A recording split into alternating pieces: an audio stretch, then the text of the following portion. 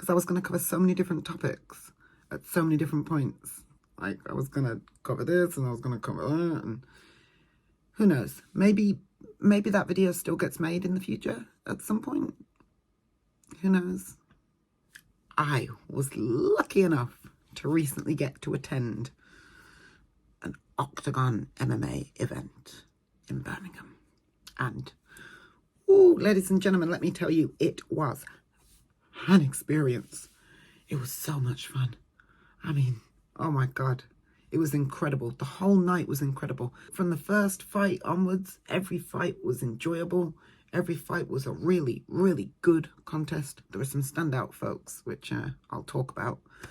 But yeah, it was just awesome. It was a really good event. The people were really good as well. Like the people that we were sat around, sort of thing, because it was me and my mum that attended the event.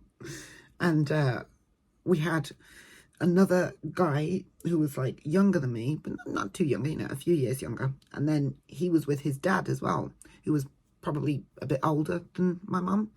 So it was really good to be sat next to, you know, two people that are of like similar demographics. And behind us as well, we had this group of young people that were just hilarious. They were so much fun, those guys. It was a great night, sat around great people.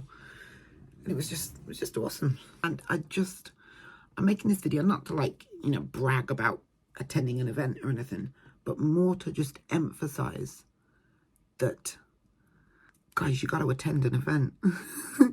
You have got to. It doesn't matter whether it's big, whether it's small, whether it's, you know, the UFC coming to your hometown, or whether it's just a little regional event that is on every couple of months or something. Whatever it might be, if you are a fan of any kind of combat sports whatsoever, you have got to attend a combat sports event. I profess to all of you, it is so good. It is unbelievable how good an event is, from the atmosphere to like getting to see fights like right in front of you. Just, yeah, it's an awesome experience. I am super duper very, very glad to have attended it. I think it's absolutely awesome. And yeah, I would do it again in a heartbeat.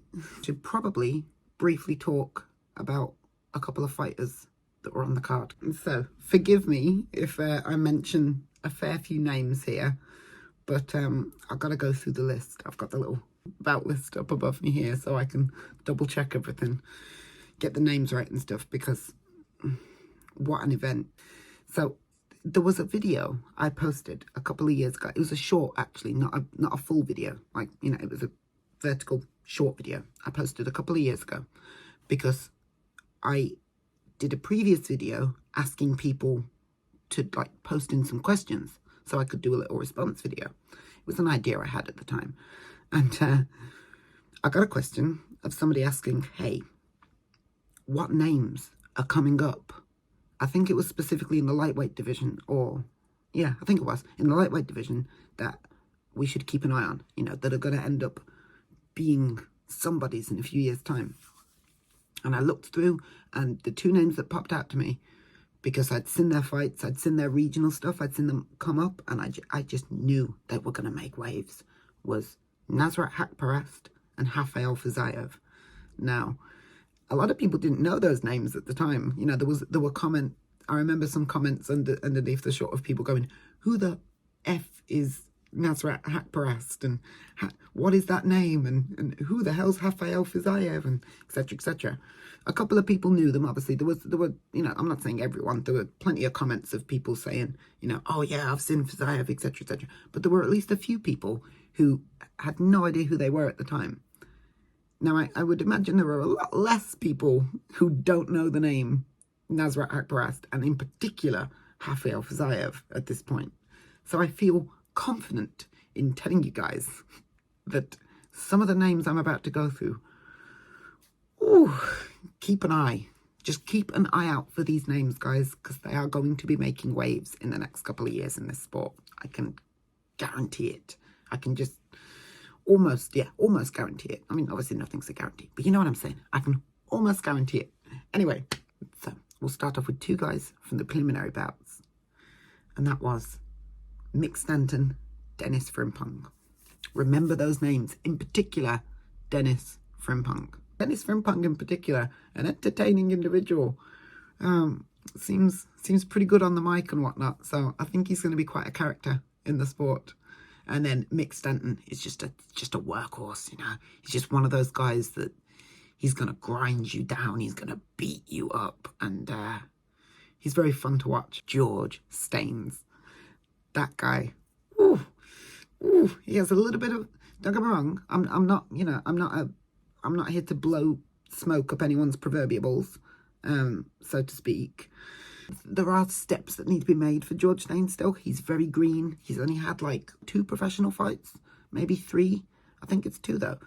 His skill set, unmatched at the moment in the regional scene, I think, or close to it at least.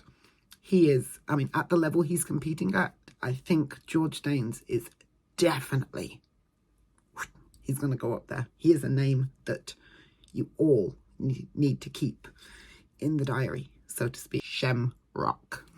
Now that name alone is like, it's like a good name, right? It's one of those names that like, oh, Shamrock. Oh yeah. Like, it's a good name. It's good to say. It rolls off the tongue.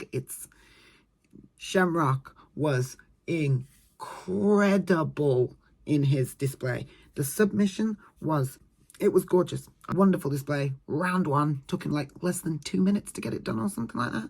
It was ridiculous. It was very, very good display.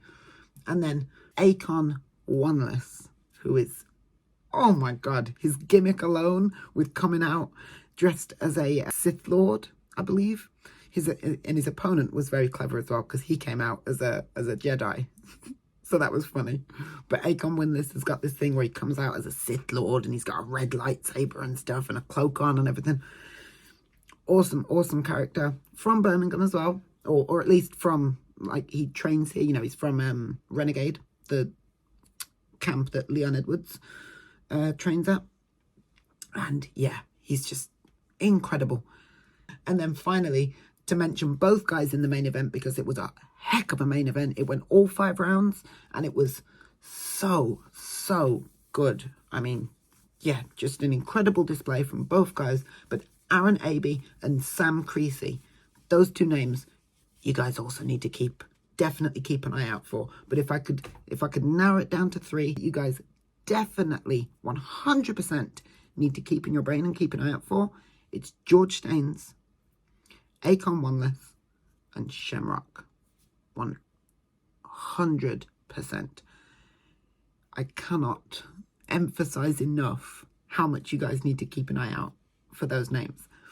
And also, I cannot emphasize enough how much, if you are a fan of any kind of combat sports whatsoever, you need to attend an event. Because my God, was it a good night.